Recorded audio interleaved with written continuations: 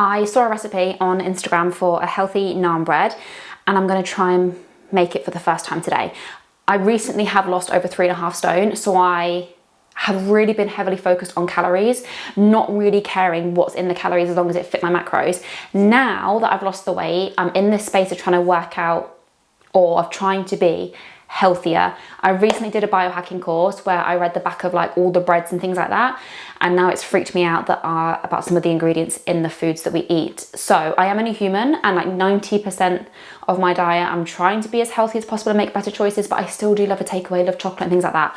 So my thinking is, if I can try and tackle the things that I eat the most and have those be homemade so I know the ingredients, then that's better than nothing, right? And I absolutely love a carb, so bread, pasta, that kind of thing, potato, like I love a carb with every single meal. So this seems like a better and healthier option. It is cottage cheese, flour mixed and then put into the frying pan. That's what it says, that's as easy as it's meant to be. It says I need 1 3/4 cups of self-raising flour. Now I don't work in cups because I'm from the UK, so I'm going to see if I can convert that into grams. I also realised that I don't have much flour. 1/4 cup is 30 grams and 1 cup is 120. So 369, so 210, do we think? Seems like a lot. I'm just gonna put the calories into my Fitness Pal before I decide to actually do this. Okay, not bad, it makes it 200 calories, 12 grams of protein. I don't have enough self-raising flour because I need 210 grams to make 4. So I do have some gluten-free stuff left. So I'm gonna attempt to just top it up with the gluten-free. It's nowhere near enough. Okay, let's do half the ingredients. So I'll make 2, not 4. 105. Now, if I've learned anything from making dough, it's to add my ingredients slowly, because although it will say 275 grams, sometimes I've found it depends on what like yogurt or cottage cheese you're using as to how thick the consistency goes, because you don't want it too sticky. So I'm gonna go with adding it slowly. 137 it reckons. Also, which cottage cheese you get matters, because some cottage cheese has higher protein and lower calorie. So I found this one from Aldi. It is a fat-free cottage cheese, actually had much lower calorie but the same protein, so it means it works out better macro wise. Don't forget, I have used gluten-free flour, so I'm just going to put a bit of this xanthan gum in there. It's meant to help with the binding. Do a tiny bit. No, a tiny bit more. I don't really know. That'll do. Okay, I'm just going to start mixing to see the consistency, because I need to be able to like mold it into a dough with my hands and then roll it out. So I don't want it too sticky. More, and then if I need anything else, I'm just going to add a little bit of like room temperature water if I feel like it needs a little bit more of a stickier consistency.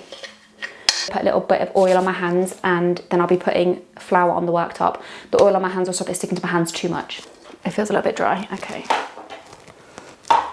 I've just put a tiny bit of water in, and then if it gets too sticky, I'll just put a tiny bit of flour back in. Okay, I am just going to heat the frying pan first. She didn't say whether to do that or not, but I am going to do that. I'm going to use the chili oil, but I've also got the garlic one, so I think either of these will be good. I'm going to use the chili and just put it on now so it's hot. Right, she also didn't say how big to make them or how thin to roll it, so let's go. That looks all right. Also, I guess I need it to fit in the pan. Oh yeah, definitely forgot the salt. The naan cook for 3 minutes on each side, and then brush each naan with butter. So let's see.